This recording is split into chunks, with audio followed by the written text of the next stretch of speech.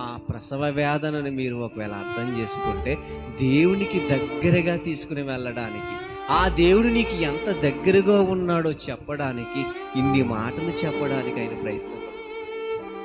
అనుకూల సమయమందు నీ మొర ఆలకించిన దేవుణ్ణి నువ్వు ఏం చేస్తున్నావు? నిర్లక్ష్యం చేస్తావా నువ్వు?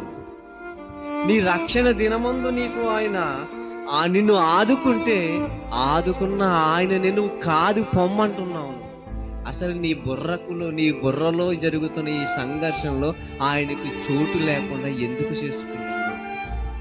నీకు ఇచ్చిన 24 గంటలు ఆయనే ఇస్తే, ఆ 24 గంటల్లో ఆయన లేకుండా ఎందుకు చేసుకుంటున్నావు? ఆయన సమయంలో ఆయనే లేకుండా పోతుంటే ఎంత బాధపడుతుందండి?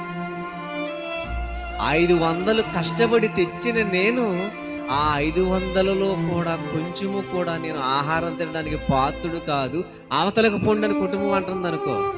అంటే కష్టపడి ఇవ్వడానికేనా, తినడానికి నేను కాదా అని అడిగే హక్కు నాకు ఉంటుందా ఉండదా? 24 గంటల సమయాన్ని దేవుడు నీకు దారాదత్తం చేస్తే, ఆ 24 గంటల్లో దేవుని వైపు ఆలోచించకుండా, దేవుని వైపు చూడకుండా, నీ ఇష్టానుసారంగా నువ్వు బ్రతికి అవతలకు పోని విసిరి పారేస్తే, దేవుడేమైనా అనామకుడు అనుకుంటున్నారో చెప్పండి. ఇటు ఆయన ఆరాధించడానికి సమయాన్ని ఇవ్వలేకపోతున్నావు, ఆయన ఆరాధించడానికి నిర్మించిన ఈ దేహాన్ని ఆయన సన్నిధిలో కూర్చోబెట్టలేకపోతున్నావు.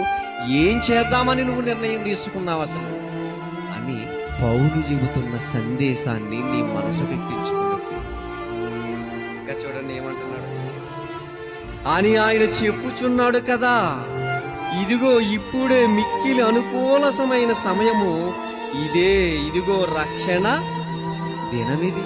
ఈ దినాన్ని వదిలి రేపటి దినం చూస్తానులే, ఈ రోజు రమ్మంటే రేపు వస్తానులే, ఈ రోజు రండయ్యా, నీ వాక్కులు నువ్వు వినండి, ఈ వాక్కుల ప్రకారం జీవించండి అంటే చూద్దాంలే అని నిర్లక్ష్యం చేస్తుంటే, ఇన్ని దినాల నిర్లక్ష్యంలో దేవుడు ఎప్పుడైనా నిన్ను నిర్లక్ష్యం చేస్తే నీ జీవితం ఏమైపోతుంది?